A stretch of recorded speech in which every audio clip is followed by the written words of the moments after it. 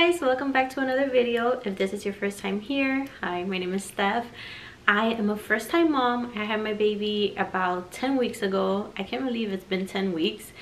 It's been like the longest and the shortest 10 weeks. I don't know if that makes sense, but it's been definitely challenging. Not a lot of sleep.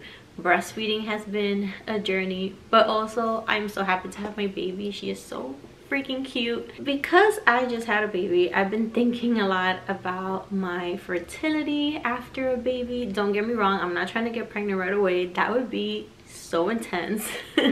I heard all these stories about women that get pregnant like right after having a baby, and if that's what you wanted, kudos to you, but I cannot imagine having this tiny baby and then being pregnant right away.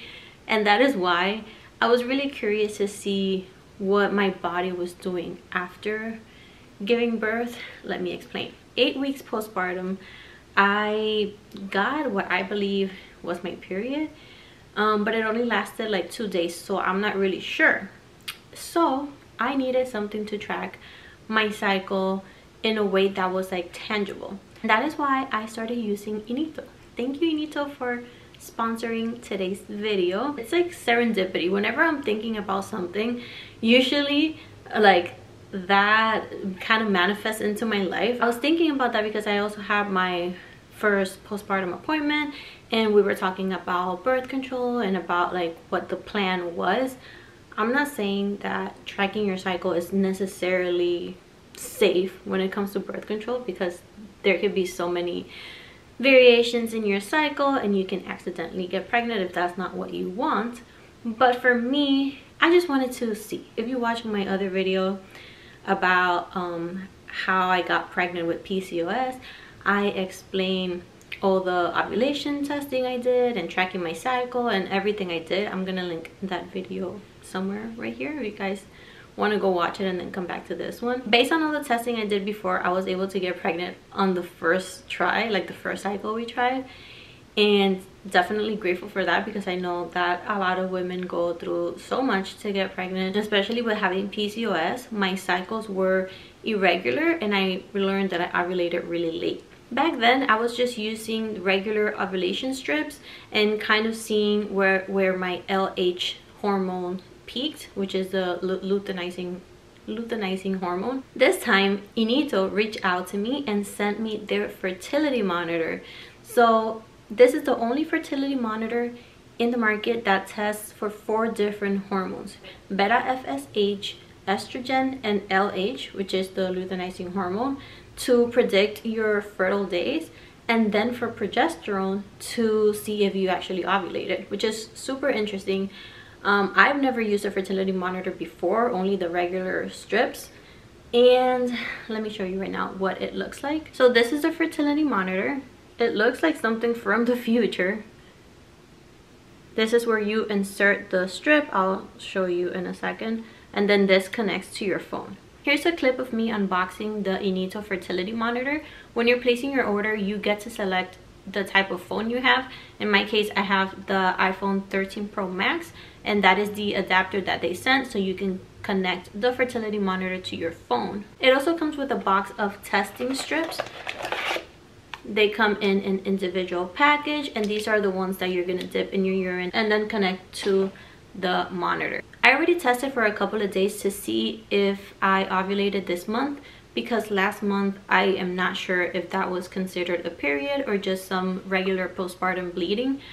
So I was really curious and I tested a couple of days. So once you receive your Inito fertility kit, you download the app and there's the test button. It tells you step by step what you need to do. Because the kit comes with a pee cup, it tells you to fill it up to the line. Then it shows you how to dip the test. You have to dip it for 15 seconds.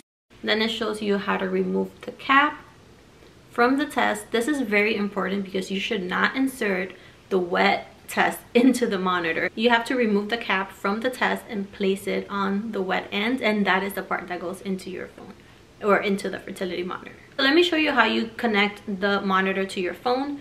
First of all, you have to take the case off, because then it would be too chunky and it won't really slide on your phone. I've done this a couple of times, so it's pretty easy. To attach the monitor to this clip, you got to make sure that this little circle lines up, because this is what looks into your camera and it analyzes the test in that way with the app. So you just slide it like this and it's already on your phone. It's pretty cool. It looks very modern. So once you test, you put the phone flat on the surface and insert the test right here. After you insert the test strip, it needs to be processed, so it takes a few seconds, actually a few minutes, so you can go ahead and like walk away and come back. And in my case, it kept saying that I had low fertility those days.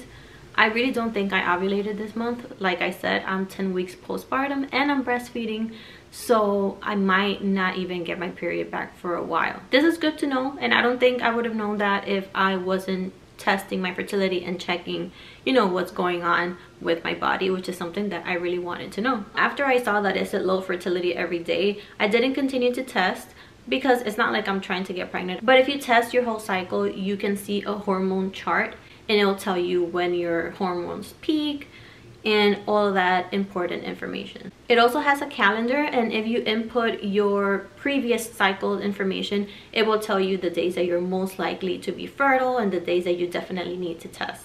Okay, so when Inito reached out to me, I was really excited, like I said before, because it was kind of like a perfect situation where I was looking for a way to find out what was going on with my body. But they also told me to be completely honest and make an honest review. They didn't tell me what to say or that it had to be like a super positive review. They were like, here, test it, say whatever you feel about the product, which I think is awesome.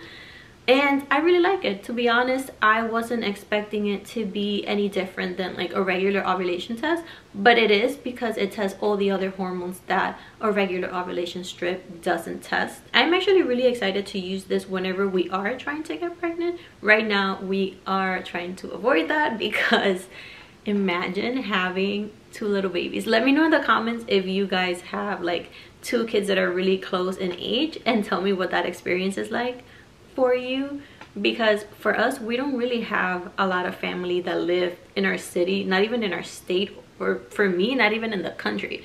So we don't have a lot of hands helping us.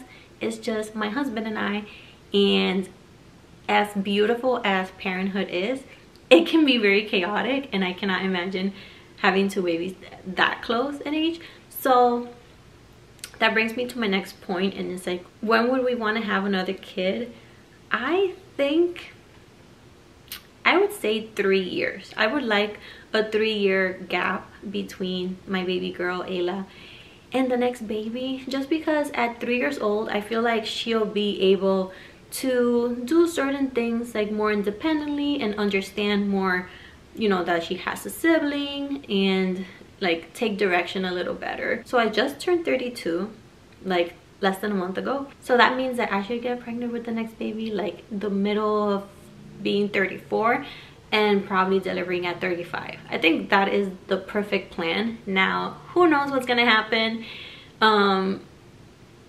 we'll see. I think I only want to have 2 kids. My husband says that he'll be happy with 3 if possible, but I really don't want to have kids like too close to 40, just for personal reasons. I mean, there's nothing wrong with that. My mom had my brother when she was 40 and he's perfectly fine, but I think I would like to have my second at 35 and then be done and raise my 2 kids. But we'll see, because I don't like to make statements on the internet, because the internet lives forever and I might change my mind, and who knows. I also think I had such a good birth experience with my baby girl Ayla. If you haven't watched the video, I'll link it right here also somewhere.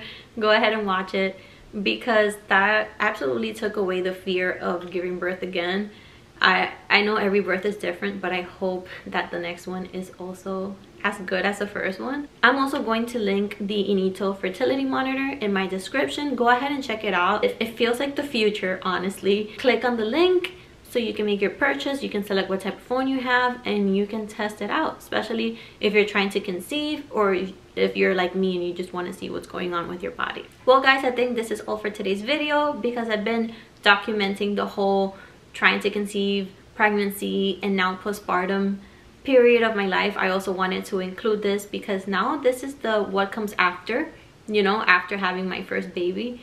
So thank you if you've been watching the whole journey, and welcome if this is the first video you've watched.